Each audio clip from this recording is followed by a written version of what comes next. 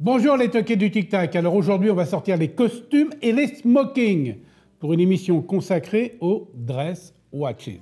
Entendez par là les montres chic, élégantes et même de soirée. Évidemment, qui dit montre habillée dit matière précieuse, de l'or ou du platine, des mouvements souvent très plats, très bien décorés et donc un certain prix. Prix que vous aurez avec toutes les caractéristiques techniques que j'aurais pu oublier de vous donner dans le magnifique article de la très chic, très élégante Chloé.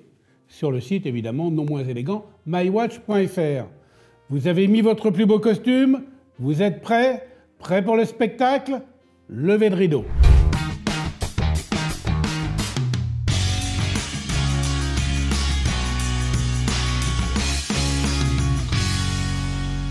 Et on commence par une nouveauté importante, car pour la première fois dans la collection escale de Louis Vuitton, arrive en vitrine une dress watch, une montre sans complications, une simple 3 aiguilles qui n'a de simple que le nom, puisque qui dit sans complications ne veut pas dire sans subtilité. Et sur cette montre, il y en a beaucoup. Finition, design, calibre, décoration, on va passer tout cela au crible, car il faut avouer qu'à la première prise en main, la montre est juste sublime, et ce, quelle que soit la couleur du boîtier ou du cadran. Et je dirais même du bracelet, car regardez ce que j'ai là, un échantillonnage de bracelets incroyable que nous a livré la maison Louis Vuitton. C'est juste sublime, même la pochette, elle est extraordinaire. Alors là, vous avez de tout, hein. Vous avez du lisse, du grainé, de l'alligator, de toutes les couleurs, un dégradé sublime que vous pouvez évidemment assortir à votre costume. Remarquez bien, la finition des bracelets est vraiment extra. Je vais prendre un petit bleu ciel, voilà. Regardez, c'est dingue parce que le bracelet, il est courbé à son extrémité. Et pourquoi il est courbé à son extrémité? Pour pouvoir suivre au mieux, évidemment, le boîtier de la montre. Et ça, c'est très chic et c'est très rare, suffisamment rare pour être souligné. Sur le plateau, 3 versions, 2 en or rose et une en platine, dont on parlera un tout petit peu plus tard. Le diamètre, 39 mm, parfait pour être porté par un homme ou pour une femme. Entrons maintenant dans le détail et on remarque au premier coup d'œil que les cornes évoquent les coins en laiton rifté des célèbres mâles de la maison. Voilà, ces petits coins-là. Tout comme les index en or poli et en applique qui marquent les quarts d'heure. Ils sont également riftés. Vous voyez, les rivets, ils sont là sur la malle. La minuterie n'est pas en reste, car toutes les 5 minutes, on retrouve des petits clous semblables à ceux qui fixent la losine sur les malles. Alors, c'est quoi la losine? Ça tombe bien, on a une petite malle. Il faut savoir que cette malle, c'est l'écrin des montres, hein. Eh bien, la losine, c'est une matière à base de bois que l'on trouve sur les arêtes des malles et que l'on confond souvent avec le cuir. Voilà, on croit que ça, c'est du cuir. Eh bien, pas du tout. C'est de la losine. Alors, évidemment, cet écrin, il est absolument magnifique. C'est une minimale Vuitton. Mais on va revenir aussi sur les détails subtils de la montre. Parce que c'est ça qui fait le chic. C'est le détail. Et là, il y en a un qui est incroyable, c'est la minuterie. Elle est brossée et légèrement concave, donc très lisible. C'est le genre de détail qui tue, tout comme la trotteuse, car elle est elle aussi légèrement courbée à son extrémité pour compenser les erreurs de parallaxe lors de la lecture sur la minuterie. Il fallait quand même y penser, non? Côté calibre, on a un calibre d'une grande précision, le LFT 023, LFT étant les initiales de la Fabrique du Temps. Et puisqu'on en parle, sachez qu'on va faire une petite émission de Derrière les fagots à la Fabrique du Temps. Tiens, vous connaissiez cette expression, derrière les fagots? Eh bien, ça vient des anciens qui cachaient dans leur cave leurs meilleures bouteilles de vin derrière les fagots de bois qui leur servaient à allumer le feu. Et on disait donc, tiens, si tu me sortais un petit vin de derrière les fagots. Ah, c'est marrant, non? Enfin, c'était le bon vin. Revenons au calibre. Esthétiquement, il est d'un modernisme affirmé, avec le remplacement des traditionnels rubis rouges par cette fois des pierres synthétiques transparentes, comme on avait d'ailleurs sur la nouvelle tambour. Et il respecte aussi évidemment les codes de la haute horlogerie, avec des finitions de très haute qualité, un micro-rotor gravé et une très belle ouverture sur l'organe réglant. Certifié par le COSC, le contrôle officiel suisse des chronomètres, il offre 50 heures de réserve de marche. Il faut dire que tout a été pensé et imaginé pour que les composants de la montre soient le moins énergivores possible. Ainsi, la trotteuse, au lieu d'être en or, est en titane. Donc elle est moins lourde. Donc évidemment, comme elle est moins lourde, elle demande moins d'énergie pour se déplacer. Mais comme, évidemment, il faut qu'elle soit raccord avec les aiguilles, elle a été traitée PVD or pour rester esthétiquement raccord avec l'aiguille des heures et des minutes qui, elles, sont en or. Sur les modèles en or rose, la surface du cadran est grainée pour rappeler le grain de la toile de monogramme Louis Vuitton. Et puis, il y a cet étagement avec le fin liseré or qui est absolument magnifique et qui n'est pas sans rappeler non plus l'étagement du cadran de la Nouvelle Tambour où il y avait également une inscription Louis Vuitton Paris.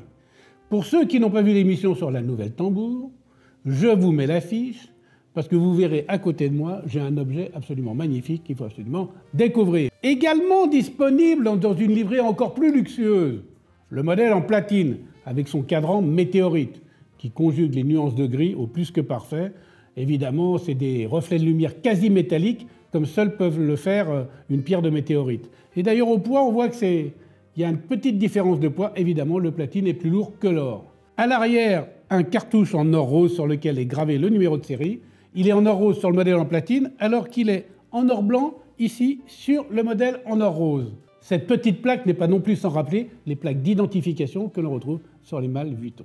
Autre élément intéressant, la couronne octogonale, la couronne de remontoir et de réglage de l'heure. Elle a été aussi soigneusement développée et elle est recouverte d'un dôme qui évoque encore une fois les fameux rivets de la malle et qui est gravé LV.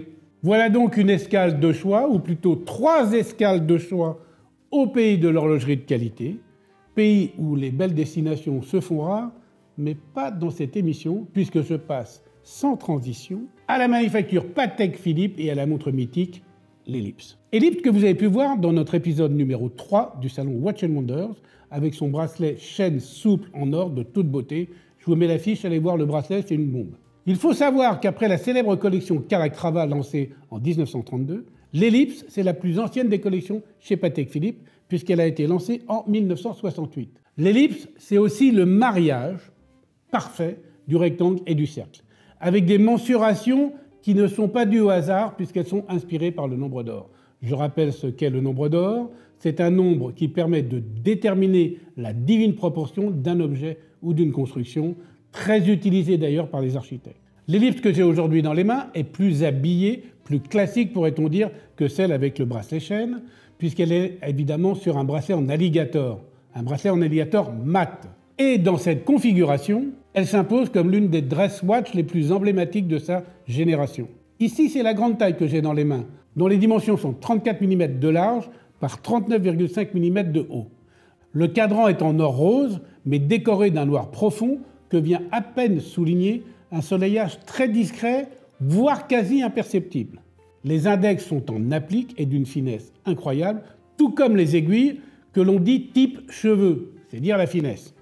Pour compléter le tableau, la couronne est sertie d'un cabochon en onyx noir. Un petit regret sur cette pièce, c'est qu'on ne puisse pas voir le calibre à remontage automatique extra plat, doté d'un petit rotor décentré en or et encastré au niveau des ponts, ce qui lui permet évidemment d'avoir le profil extra plat. Un fond saphir aurait permis d'avoir le spectacle toujours sympathique que procure la vision d'un calibre Patek Philippe. Et puis cela aurait permis aussi de voir les 2 P gravés au milieu d'un blason, puisque le calibre bénéficie du poinçon Patek Philippe. D'ailleurs, on se demande pourquoi il ne grave pas ce poinçon sur le fond plein, ça aurait une gueule terrible. Bon. Petit conseil et non des moindres, avant de passer à une autre merveille de mon plateau, ne commettez pas le crime de lèse-majesté, la faute ultime de porter cette ellipse avec un smoking sans les boutons de manchette assortis. François Gendem, propriétaire et arbitre des élégances du magazine Monsieur, ne vous le pardonnerait pas. On continue dans l'excellence avec une montre qui porte bien son nom, puisque c'est la Chopard LUC XPS 1860 Black Tie. Et oui, Black Tie, quand on parle de dress code, cela veut dire tenue de soirée. Et ce n'est pas par hasard qu'elle porte ce nom, car elle est intimement liée à l'événement français où l'on compte le plus de smoking au centimètre carré. Non, ce n'est pas la cérémonie de la montre de l'année, c'est gentil d'y avoir pensé, c'est le festival de Cannes. Et puisque la montre que j'ai, c'est le modèle officiel qui célébrait la 20e participation de Chopard en tant que partenaire officiel du festival de Cannes, c'est une pièce d'exception. Il existe 20 exemplaires seulement de cette montre, et là j'ai quoi? Je vous le donne en mille et mille. La 20 sur 20. À mon avis, la dernière disponible place Vendôme. 20 ans, 20e exemplaire, cela donne incontestablement une cote particulière à cet objet. Alors ce que je trouve absolument sublime sur cette montre, c'est la description des index. Des index qui sont en fait des diamants baguettes. Ça, c'est le luxe absolu, le luxe inouï que personne ne verra et que seul connaîtra son propriétaire, car c'est quasiment impossible de le voir et de le discerner quand la montre est portée. Ou alors, il faut être vraiment très affûté en horlogerie et en joaillerie. Bref, c'est le luxe absolu, la sobriété et le raffinement poussés à son paroxysme. Voyons quand même maintenant cette merveille d'un peu plus près, c'est quand même une star du Festival de Cannes. 40 mm de diamètre, un boîtier en platine, là aussi le platine c'est la discrétion par définition, puisque tout le monde peut croire que c'est de l'acier. En revanche, la brillance n'est pas la même, le toucher est particulier et le poids non plus n'est pas le même. Et lorsque vous portez cette montre au poignet, eh bien vous avez la sensation d'avoir quelque chose de riche et de lourd, et c'est un sentiment qui est très agréable. La même chose d'ailleurs qu'on a sur la Louis Vuitton quand elle est en platine par rapport à l'or. L'architecture du cadran est juste parfaite. Une minuterie extérieure, une ronde des index sur un noir profond et au centre un guillochage radiant qui part du nom et donc le met en valeur. À 6 heures, le cadran de la petite seconde dans lequel vient s'encastrer aussi discrètement la date. Comme disait Jean Cocteau, l'élégance cesse si on la remarque. On a là l'illustration parfaite de cette devise. Côté calibre, et là on peut le voir par le fond transparent, une réalisation exemplaire comme toutes les Chopard LUC, ou Luc, si vous à vous de choisir, je crois que les deux se disent. Alors je n'ai pas osé enlever le petit plastique frappé de la palme pour filmer le calibre. Car pour un collectionneur, ce plastique peut avoir de l'importance et pas question de toucher à cet objet de convoitise. Alors voilà, je vous mets une photo du calibre pour que vous puissiez voir le soin apporté à la décoration. Le mouvement est extra plat, comme chez Patek, mais cette fois avec un double barillet qui permet d'avoir 65 heures de réserve de marche, alors que Patek n'en annonce que 48. Peu importe, quand on aime, on ne compte pas, surtout avec une montre automatique qui se remonte au mouvement du poignet. Là aussi, un micro-rotor en or, mais cette fois gravé évidemment du logo LUC. Notons que la montre est également frappée du Poinçon de Genève, la plus haute distinction en matière de réalisation d'un calibre horloger et d'une montre. Enfin, pas tout à fait, car il existe aussi un poisson, dit qualité Fleurier, qui, rappelons-le, a été créé justement par Chopard et par Parmigiani en 2001, mais qui n'est plus vraiment utilisé aujourd'hui, ce qui a fait l'objet d'une discussion entre moi et Carl-Frédéric Scheffele, le coprésident de Chopard. On en reparlera peut-être. Voilà une belle montre anniversaire, et comme je l'ai dit, la montre est marquée 20 sur 20. Eh bien moi, je vous le dis, c'est la note qu'on lui donne, c'est la note qu'elle mérite. Chapeau bas. Une autre montre que l'on peut qualifier de dress watch, c'est la Santos de Cartier. Quoi, la Santos de Cartier? Mais ce type est fou, il a fumé la moquette. Pour reprendre le cri du tuyau d'arrosage au travail dans la nuit. Du calme, les amis. Pas n'importe quelle Santos, la Santos Dumont. Et pas n'importe quelle Santos Dumont. Celle-ci, une version grise en or jaune qui sera juste sublime avec un costume gris foncé fabriqué par un grand tailleur dans le plus beau tissu. Elle est canon cette Santos aussi et surtout parce que le pourtour en laque qui entoure le cadran est tout simplement extraordinaire. C'est un détail diront certains, mais c'est ce qui donne la personnalité si particulière à la référence. On y retrouve tout le style d'Albert Santos Dumont, l'ami de Louis Cartier, et le glorieux aviateur dont l'élégance était légendaire. Et oui, parce que la laque est d'une finesse si extrême que la couche fait moins d'un millième de millimètre et elle est lissée et polie à la main. Le cadran, lui, est étagé et à l'unisson avec un gris taupe sublime et qui met en relief les chiffres arabes en or. Qui dit chiffres arabes en or chez Cartier dit évidemment pas de signature secrète dans le chiffre romain. Et les codes de Cartier sont quand même bien présents avec la minuterie chemin de fer sur l'extérieur du cadran, les aiguilles glaive et sur la couronne évidemment un cabochon en saphir bleu marine. Au dos, on ne voit pas non plus le calibre mécanique à remontage manuel, un calibre de manufacture, mais on voit la signature d'Alberto Santos Dumont comme s'il avait signé lui-même cette œuvre élégante et intemporelle. Faisons maintenant un petit exercice comparatif, parce que j'ai deux montres que se disputent les amateurs de montres extra plates et de montres de soirée extra plates. Autrement dit, la Piaget Altiplano et la Vacheron Constantin Patrimony. Au jeu de la finesse calculée avec un pied à coulisse, c'est la Piaget qui l'emporte avec 6,4 mm, puisque la Vacheron est à 7,1 mm.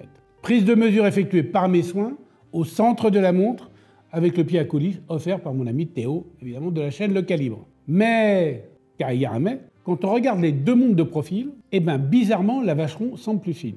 Bizarre, vous avez dit bizarre comme c'est étrange, mais pas tout à fait, car c'est le verre légèrement bombé de la Vacheron Constantin qui, à mon avis, donne ce calcul d'épaisseur. Au porté, comme visuellement, la patrimony donne l'impression d'être plus fine. Donc ça, c'est un petit truc quand même qu'il fallait remarquer. Côté calibre, Piaget l'emporte avec un calibre de 6,36 mm d'épaisseur versus celui de la Vacheron qui fait 6,79 mm d'épaisseur. Bon, c'est vraiment, ça joue à pas grand-chose. Mais il faut savoir que le calibre de la Piaget est automatique, alors que celui de la Vacheron est manuel. Donc c'est une prouesse de Piaget, car évidemment, il faut loger dans le calibre le rotor en plus. Et aussi, deux petites complications, la petite seconde et la date. Donc bravo Piaget. On peut rappeler qu'en matière de montres extra plates, Piaget accumule les records du monde au fil de son histoire, alors que la manufacture Vacheron-Constantin, elle, cumule les records du monde sur les montres les plus compliquées. Chacun sa spécialité, en tout cas une chose est sûre, ce sont deux manufactures exceptionnelles. La Piaget, c'est le modèle Altiplano Origin, en or blanc, avec donc, comme je le disais, un mouvement automatique qui affiche petite seconde entre 4 et 5 heures et une date à 9 heures. Chez Vacheron-Constantin, la Patrimony, elle, cultive l'épure absolue, avec un sublime cadran bleu associé à des aiguilles et des index d'une finesse exemplaire. On est dans le plus pur style des années 50, où seul comptait l'information principale, autrement dit l'heure, est la plus lisible possible. Mais là, il faut reconnaître que ce bleu foncé associé à l'or rose, franchement, ça matche très bien et c'est vraiment très joli. Bleu foncé et or rose, comme avec la Louis Vuitton de tout à l'heure. C'est vraiment quelque chose qu'il faut remarquer, c'est deux couleurs qui vont très bien en horlogerie. Il y en a une par exemple que j'adore, chez IWC, c'est le cupé en or rose avec le cadran bleu. Là, c'est la bombasse absolue, je vous mets la photo. Bon, ok, c'est pas non plus la même épaisseur, mais c'est pas le même genre de calibre. À l'arrière de cette Patrimony, un fond plein, c'est dommage, car comme chez Patek Philippe, les calibres Vacheron-Constantin méritent tous qu'on puisse les admirer au dos de la montre tant ils sont décorés soigneusement. Notez bien qu'un fond plein n'a pas que des désavantages, car il permet de faire graver ses initiales, ou son blason de famille, ou une petite phrase destinée à son amoureuse ou à son amoureux. Alors, quelle est la solution idéale? Le fond officier, qui permet d'avoir une gravure, mais aussi de pouvoir ouvrir le fond pour voir le mouvement quand on le souhaite. Bien sûr, c'est un peu au détriment de l'épaisseur, puisqu'un fond officier nécessite un dispositif d'ouverture un peu gourmand en termes d'épaisseur. Il n'y a pas de solution idéale, voilà, c'est comme ça. Alors évidemment, maintenant qu'on a regardé un peu les épaisseurs et qu'on a fait des comparaisons, vous voulez connaître les épaisseurs des deux autres montres plates que j'ai sur le plateau, hein? Normal. Donc les voici, je vous les donne. Patek, 6,1 mm d'épaisseur, toujours avec mon pied à coulisse, et Chopard, 7,6 mm d'épaisseur, les deux avec des calibres automatiques, mais la Chopard, elle aussi, a une petite seconde et la date en plus. Donc vraiment, les quatre sont dans un mouchoir de poche, mais il faut reconnaître que c'est Patek qui monte sur la plus haute marche du podium. Je vais finir cette présentation des montres habillées par une montre beaucoup plus épaisse même que la Louis Vuitton, qui casse un peu les codes de la montre de soirée, mais moi je considère que c'est quand même une montre chic et habillée, puisqu'il s'agit de la Audemars Piguet code 1159 de 41 mm de diamètre. Et évidemment, j'aime bien ce modèle parce qu'il est aussi à l'aise sur un costume que sur une tenue décontractée. Et puis vous me connaissez, j'en ai parlé, l'or rose et le bleu, ça va bien ensemble. Et puisque l'or rose, c'est la nouveauté de la collection cette année chez AP, je ne pouvais pas ne pas la mettre dans cette émission. Imaginez-vous avec un smoking bleu marine et ses montres au poignet, un combo parfait. Et puis c'est une alternative à la Vacheron-Constantin, qui bien sûr est plus fine, mais tout le monde n'aime pas les montres plates. Il y a des gens qui aiment bien les montres généreuses. Donc aujourd'hui, entre la Vacheron, la Louis Vuitton et la AP, vous avez le choix. Je ne vais pas revenir sur la construction incroyable du boîtier, des cornes et du verre doublement bombé de la code 1159, car j'ai fait une émission complète sur le sujet, je vous mets l'affiche. Mais il faut savoir que les nouvelles références sont animées aujourd'hui par des calibres d'une nouvelle génération qui sont dotés d'innovations qui leur donnent une meilleure chronométrie et une meilleure stabilité dans le temps. Et ce, par exemple pour celle-ci, avec 70 heures de réserve de marche. Quant au cadran, là aussi c'est pareil, on a un cadran incroyable. Un cadran au motif étampé, soleillé, dégradé, exclusif à la manufacture. Quand vous le voyez, il parle de lui-même. Il agit comme une illusion d'optique qui donne à la couleur bleu nuit nuage 50 une profondeur de dingue. Le bleu nuit nuage 50 étant la couleur référente de chez Audemars Piguet. Gravés à la main, les cercles sont soulignés par de multiples mini-cavités qui donnent l'impression que l'on plonge au centre du cadran. Un peu comme dans un trou noir, c'est bluffant. Ça m'a fait penser au film Stargate, La Porte des Étoiles, quand il rentre dans le grand cercle et qu'il se retrouve sur une autre planète. Franchement, c'est bluffant. Autre détail qui n'en est pas un, le réo gris. Il n'est pas étranger à l'élégance générale de la montre, car il apporte une autre teinte qui fait le trait d'union entre l'or rose et le bleu du cadran. Et puis cette code 1159 a un avantage qu'aucune autre montre sur ce plateau n'a. Et non, ce n'est pas de donner l'heure exacte 2 fois par jour quand elle est arrêtée. Ça, elles le font toutes. Non. Son ultime avantage, c'est que si vous avez mis votre belle tenue de soirée, votre smoking, votre costume, pour assister à un spectacle ennuyeux et barbant, ou à une pièce de théâtre genre Daube qui finira en four, ou pire, à un concert dont l'orchestre est dirigé par un manchot et l'orchestre est composé de musicastres qui ont laissé leurs oreilles au vestiaire, eh bien dans ce cas-là, avec l'AAP, vous pourrez toujours connaître l'heure à laquelle se finit le spectacle dans la pénombre de la salle obscure, car c'est la seule à avoir des aiguilles, des index recouverts de matière luminescente. Et ça, comme vous pouvez voir, ça peut toujours servir. Regardez comme c'est beau. Quelle belle vue luminesque. On ne s'en lasse pas. Allez, retour pour la fin de l'émission. À tout à l'heure et bonne rentrée.